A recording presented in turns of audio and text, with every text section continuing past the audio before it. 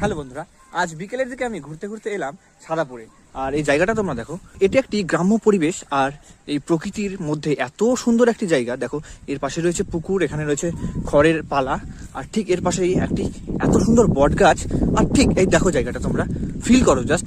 এখানে একটি যত সম্ভব বাবলা গাছ বা কিছু একটা রয়েছে কাঁটাদার, তার পাশেই পুকুর, আর এখানে বট গাছ। চলে গিয়েছে একটি রাস্তা এই দিক দিয়ে গ্রামের উদ্দেশ্যে। আর শুনেছি যে এর পাশে কিন্তু হাট বসে।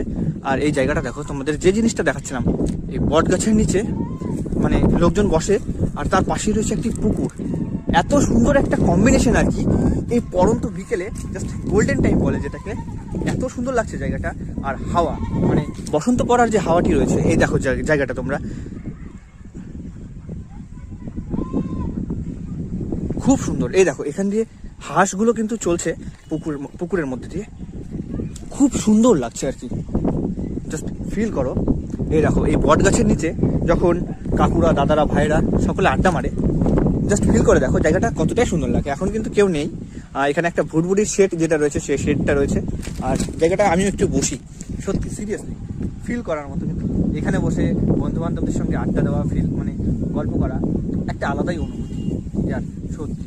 আর এই পরন্ত বিকেল আর এই ধরনের ওয়েদার, সিরিয়াসলি আর কি এই জায়গাটাকে আরও আর কি 10 গুণ, 100 গুণ বা 1000 গুণ সৌন্দর্যে মানে ভরিয়ে তোলে আর কি। খুব সুন্দর।